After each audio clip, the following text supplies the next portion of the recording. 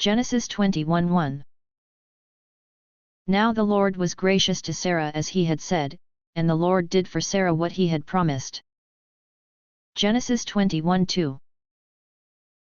Sarah became pregnant and bore a son to Abraham in his old age, at the very time God had promised him. Genesis 21:3.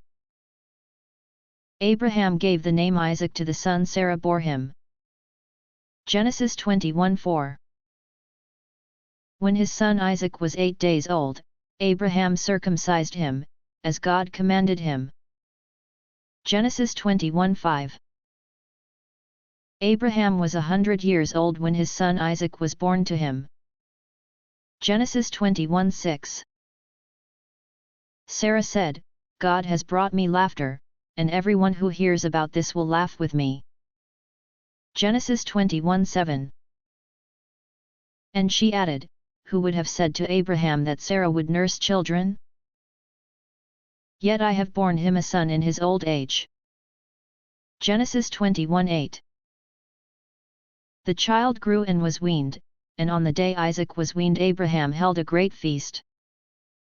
Genesis 21:9. But Sarah saw that the son whom Hagar the Egyptian had borne to Abraham was mocking. Genesis 21:10.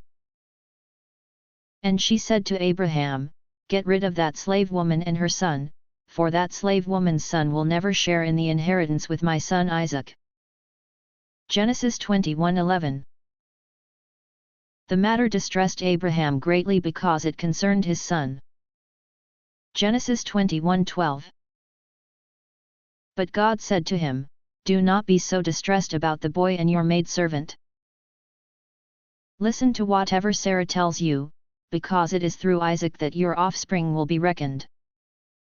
Genesis 21:13. I will make the son of the maidservant into a nation also, because he is your offspring. Genesis 21:14. Early the next morning Abraham took some food and a skin of water and gave them to Hagar.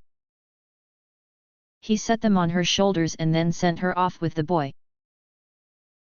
She went on her way and wandered in the desert of Beersheba. Genesis 21:15.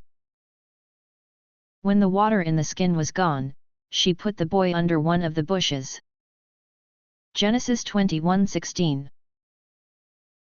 Then she went off and sat down nearby, about a bowshot away, for she thought, I cannot watch the boy die. And as she sat there nearby, she began to sob. Genesis 21:17. God heard the boy crying, and the angel of God called to Hagar from heaven and said to her, what is the matter, Hagar?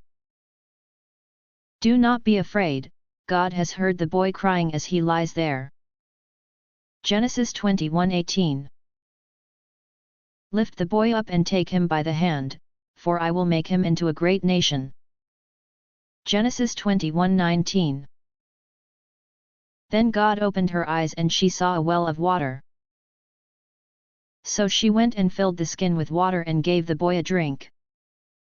Genesis 21:20. God was with the boy as he grew up.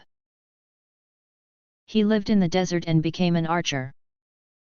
Genesis 21:21. While he was living in the desert of Paran, his mother got a wife for him from Egypt. Genesis 21:22. At that time Abimelech and Phicol the commander of his forces said to Abraham, God is with you in everything you do. Genesis 21:23. Now swear to me here before God that you will not deal falsely with me or my children or my descendants. Show to me in the country where you are living as an alien the same kindness I have shown to you. Genesis 21:24. Abraham said, I swear it. Genesis 21:25. Then Abraham complained to Abimelech about a well of water that Abimelech's servants had seized. Genesis 21:26. But Abimelech said, I don't know who has done this. You did not tell me, and I heard about it only today. Genesis 21:27. So Abraham brought sheep and cattle and gave them to Abimelech, and the two men made a treaty. Genesis 21:28. Abraham set apart 7 ewe lambs from the flock. Genesis 21:29. And Abimelech asked Abraham, "What is the meaning of these 7 ewe lambs you have set apart by themselves?" Genesis 21:30. He replied, "Accept these 7 lambs from my hand as a witness that I dug this well." Genesis 21:31. So that place was called Beersheba, because the two men swore an oath there. Genesis 21:32. After the treaty had been made at Beersheba, Abimelech and Phicol the commander of his forces returned to the land of the Philistines. Genesis 21:33. Abraham planted a tamarisk tree in Beersheba, and there he called upon the name of the Lord, the eternal God. Genesis 21:34. And Abraham stayed in the land of the Philistines for a long time.